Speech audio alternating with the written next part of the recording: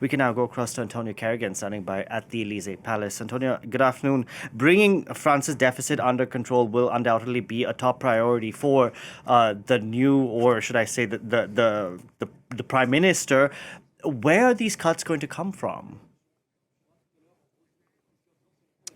Well, in the building behind me, the first cabinet meeting of this government is ongoing, and that's exactly what the Prime Minister is currently explaining to his panel of ministers. We've had some leaks, though, on what's supposed to be in that budget. It's expected to be less austere than François Bayrou's budget this summer, but nevertheless, major budget cuts expected. François Bayrou was looking to save 44 billion euros overall in his budget, whereas Sébastien Lecornu is looking at more like 30-odd billion. It's still extremely substantial.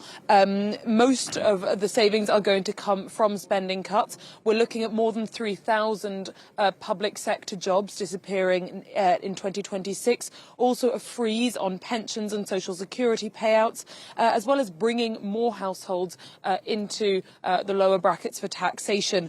There has been, of course, major pressure for fiscal justice from the left-wing parties, and they've responded to that somewhat, but it's fairly symbolic. A temporary surtax on individuals with incomes over 250,000 a year is being prolonged for another year, and a tax on companies who make more than 1 billion euros is also being prolonged, although cut by half.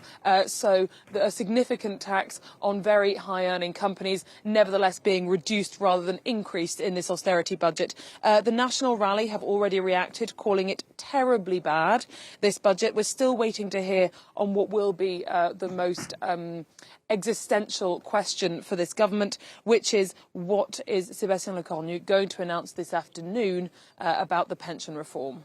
So he's going to make this speech to Parliament at 3 p.m. Paris time. It's a high-stakes address for the Prime Minister, but his government is on shaky ground because the far left and the far right have both tabled no-confidence votes. Yes, so both of those votes are scheduled for Thursday morning.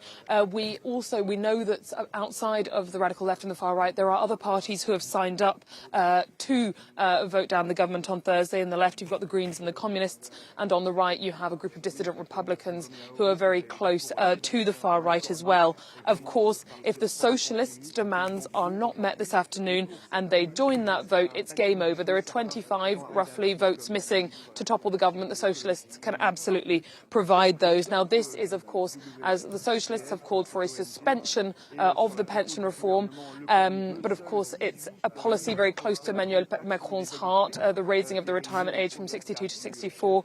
It's not clear whether that's something that the Prime Minister is going to do. The Elysée keep on insisting, when they brief the press, that Sébastien Lecornu has carte blanche, that he is a free agent, that he can do what he wants.